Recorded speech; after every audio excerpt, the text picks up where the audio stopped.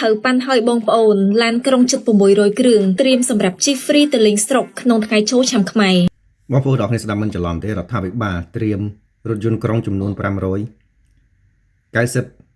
គ្រឿងដើម្បីដឹកប្រជាជនទូទាំងប្រទេសនៅក្នុងឱកាសបុណ្យចូលឆ្នាំថ្មីខាងមុខនេះទៅស្រុកកំណើតបាទនេះគឺជាបំណងល្អហើយខ្ញុំគិតថាវានឹងមានឥទ្ធិពលល្អហេតុអីដោយសារតែបើយើងមើលវាពីជ្រុងមួយនៃសេដ្ឋកិច្ចនេះគឺជាសកម្មភាពសង្គមនិយមប៉ុន្តែសង្គមនិយមមកដងមកកាលហេតុអីបានវាល្អត្រង់ន័យថាអញ្ចឹងរាល់ពេលចូលឆ្នាំ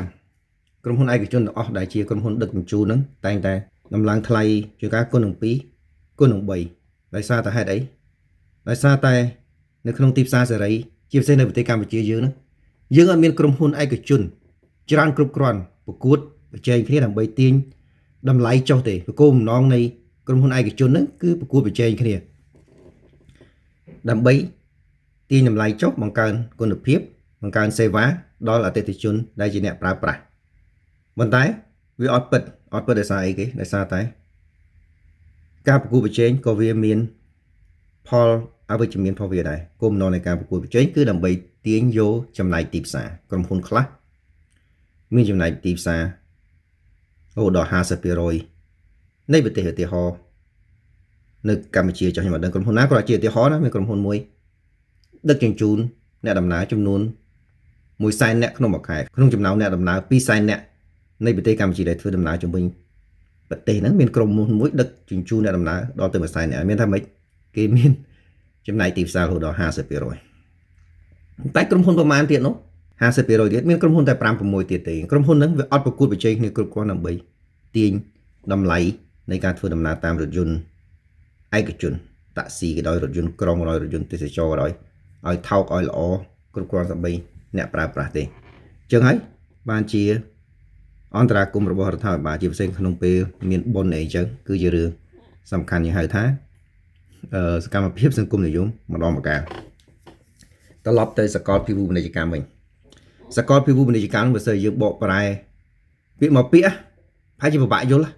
គឺជាការធ្វើសមាហរណកម្មឬការច្បាច់បញ្ចូលគ្នាវប្បធម៌នយោបាយសេដ្ឋកិច្ចរបស់ពិភពលោកទាំងមូលដល់អត់យល់អត់ដឹងបានន័យថាម៉េចប៉ុន្តែបើសិនខ្ញុំបញ្យល់បងប្អូនទាំងអស់គ្នាពី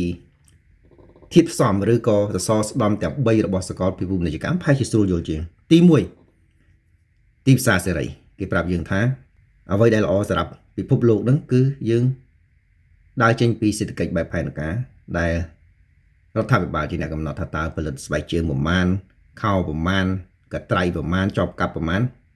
ទៅជាសេដ្ឋកិច្ចបែបទីផ្សារសេរីទីផ្សារឬក៏អតិថិជនឬក៏ជាអ្នកប្រើប្រាស់ជាអ្នកកំណត់ថាតើពួកគេចង់ទិញអ្វីដែលប៉ះពាល់ដល់ការសម្រេចចិត្តរបស់ក្រុមហ៊ុនឯកជនទាំងឡាយក្នុងការធ្វើការផលិតឬផ្គត់ផ្គង់សេវាឬក៏ផលិតផលទាំងនោះទី2វិសោធនកម្មច្បាប់សំដៅទៅលើការធ្វើ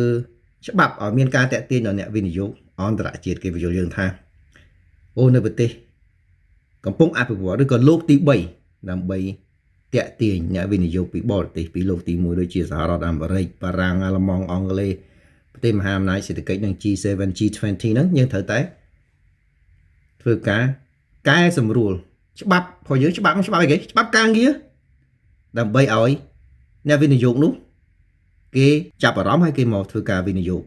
ស្ដាប់អត់យល់ទៅដែរប៉ុន្តែបើសិនយើងមើលតទៅទៀតវិសោធនកម្មច្បាប់ហ្នឹងគឺ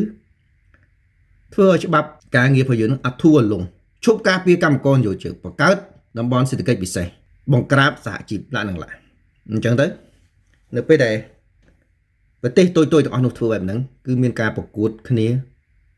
ចុះទៅក្រោមយើងអត់ប្រកួតគ្នាធ្វើឲ្យលក្ខខណ្ឌការងាររបស់ប្រជាពលរដ្ឋរបស់កម្មករនិយោជករបស់យើងល្អប្រសើរឡើងទេប៉ុន្តែធ្វើឲ្យវា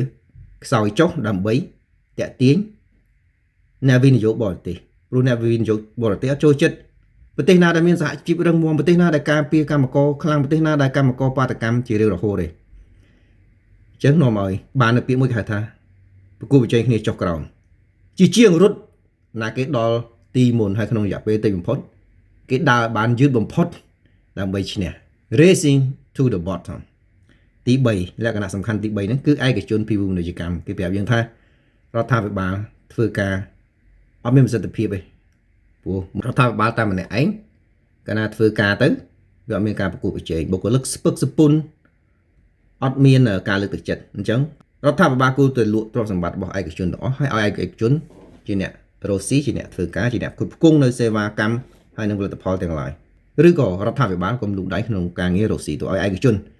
ជាអ្នករកស៊ីទៅគេថាឯកជនភាវូបនីយកម្មត្រឡប់មកវិញដល់កន្លែងហ្នឹងហើយនៅពេលដែលយើងលក់សម្បត្តិរដ្ឋមួយចំនួនយើងឲ្យវិស័យឯកជនធ្វើការប្រកួតប្រជែងគ្នាទៅស្រាប់តែក្តីរំពឹងរបស់យើងវាអត់ដូចអ្វីដែលយើងបានគិតទុក